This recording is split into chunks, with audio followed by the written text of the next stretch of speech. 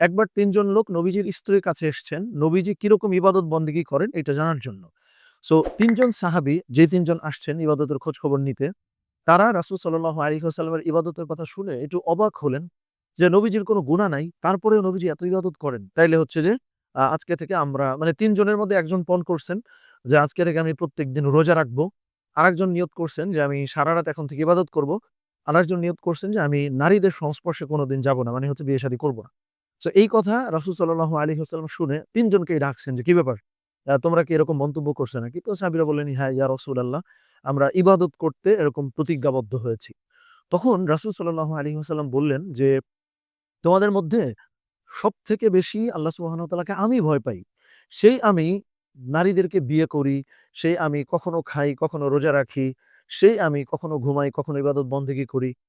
তার মানে রাসূল সাল্লাল্লাহু আলাইহি ওয়াসাল্লাম আমাদেরকে আমাদের যে লাইফ, আমাদের স্পিরিচুয়ালিটি, ইবাদত বন্দেগী, সামাজিক জীবন, এই সমস্ত কিছুর মধ্যে কিন্তু ব্যালেন্স তৈরি করতে বলছেন। কারণ নবীজি বলতেছেন, "আমি সবথেকে বেশি ভয় পাই। সেই আমি কখনো ঘুমাই, কখনো ইবাদত করি, কখনো খাই, কখনো রোজা রাখি। সেইখানে তোমরা হচ্ছে আজকে থেকে ৩ জন নিয়ত করছো যে একজন হচ্ছে যে তোমরা কেউ কোনদিন হচ্ছে বিয়ে শাদী করবা না। আরেকজন হচ্ছে যে তোমরা সারাদিন খালি রোজাই রাখবা মানে সবসময়। আরেকজন নিয়ত করছে যে তোমরা সারারাত হচ্ছে ইবাদত করবা। এইটা করা যাবে না। বরং ওই প্রপার ব্যালেন্সটা ভেতরে আনা উচিত।"